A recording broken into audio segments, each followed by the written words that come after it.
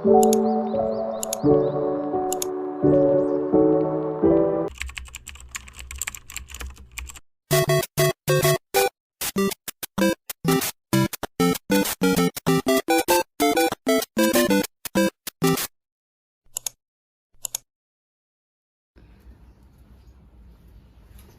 lagi ngapain? Ini lagi scroll TikTok, kenapa?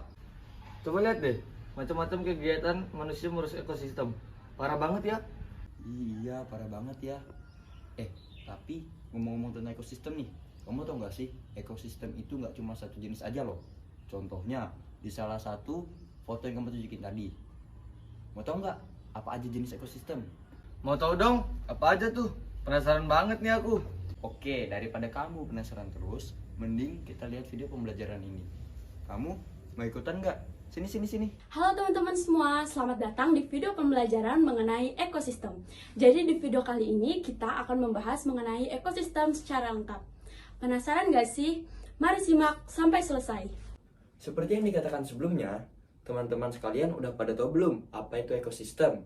Ekosistem merupakan suatu sistem ekologi yang terbentuk oleh hubungan timbal balik tak terpisahkan antara makhluk hidup dengan lingkungannya, melibatkan interaksi timbal balik antara organisme dan lingkungan fisik sehingga aliran energinya menuju pada suatu struktur biotik tertentu dan terjadi siklus materi antara organisme dan anorganisme.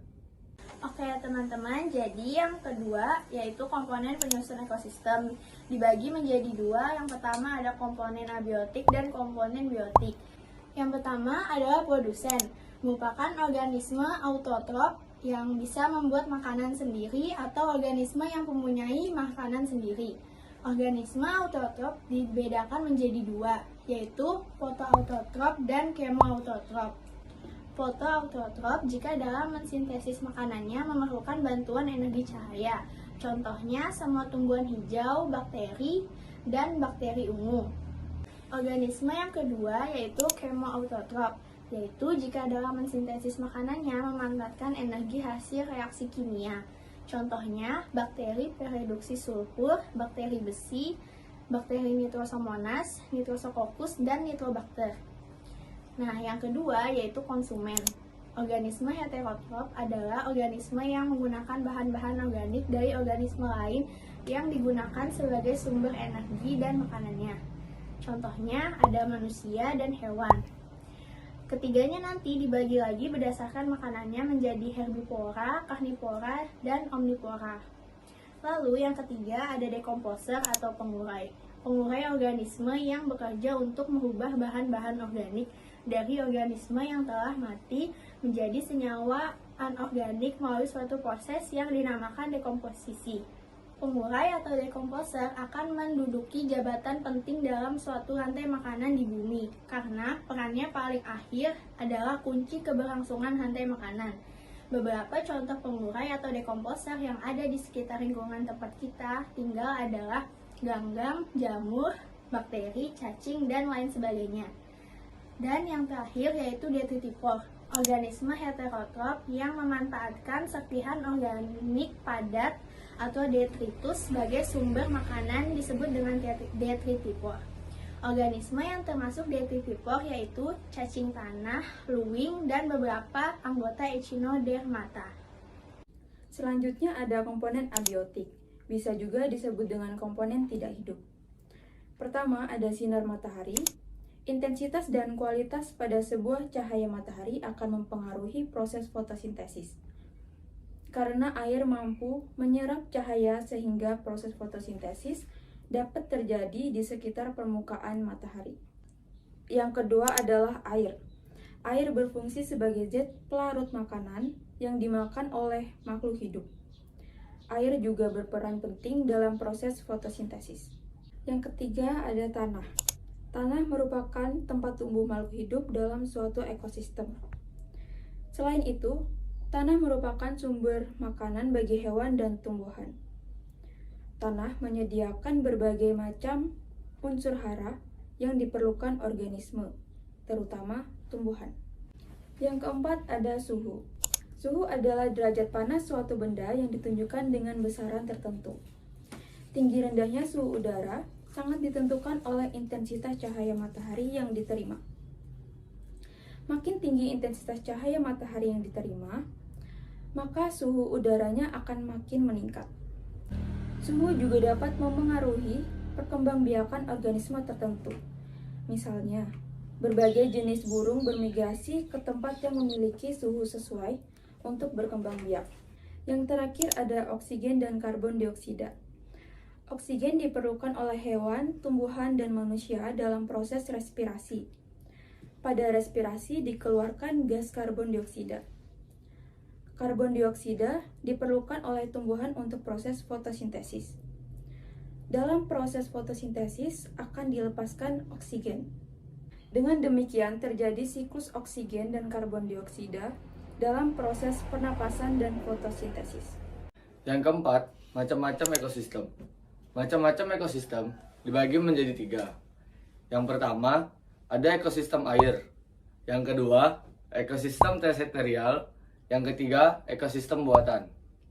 Yang pertama, ekosistem air atau akuatik. Ekosistem air meliputi antara lain ekosistem air tawar, ekosistem air laut, ekosistem pantai, dan ekosistem terumbu karang. Yang kedua, ekosistem terrestrial. Ekosistem terrestrial meliputi antara lain tundra, hutan hujan tropis, hutan gugur, taiga, sabana, dan padang rumput. Yang ketiga, ekosistem buatan. Ekosistem buatan merupakan ekosistem yang diciptakan manusia untuk memenuhi kebutuhannya. Contoh dari ekosistem buatan antara lain bendungan, hutan tanaman produksi seperti jati dan pinus, agroekosistem berupa sawah tada hujan, sawah irigasi, perkebunan sawit, dan ekosistem permukiman seperti kota dan desa. Nah, teman-teman, dari penjelasan tadi, aku yakin dari kalian pasti ada yang penasaran kan bagaimana wujud nyata ekosistem dari macam-macam ekosistem yang sudah dijelaskan tadi.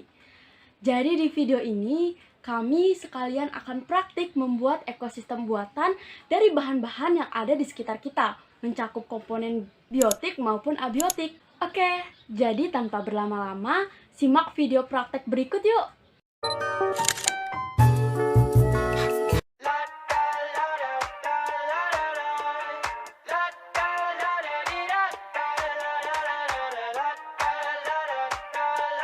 Cara membuat ekosistem ini cukup mudah loh teman-teman. Jadi langkah pertama yang harus kalian lakukan adalah menyediakan wadah dan tanah. Setelah itu secara bertahap, masukkan tanahnya ke dalam wadah. Langkah kedua, tanami tanaman yang sudah teman-teman pilih untuk masuk ke dalam ekosistem buatan.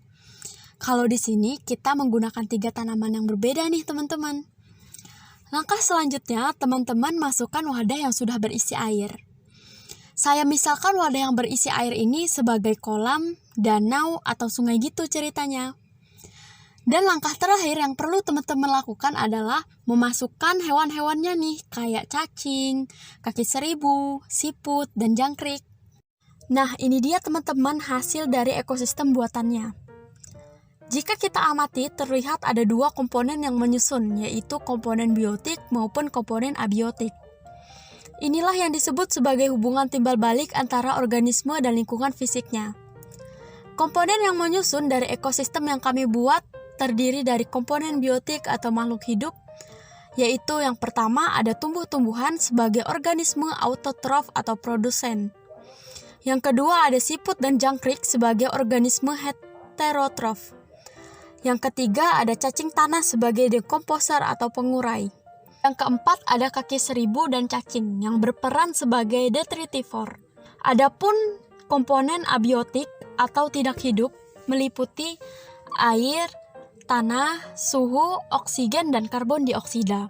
Itu dia teman-teman wujud nyata dari salah satu ekosistem secara sederhana, yaitu ekosistem buatan. Gimana nih teman-teman? Udah pada paham belum? Gimana Jis? Udah paham belum tentang ekosistem? Jadi ekosistem itu nggak cuma ada satu jenis aja loh. Ada banyak macam ekosistem.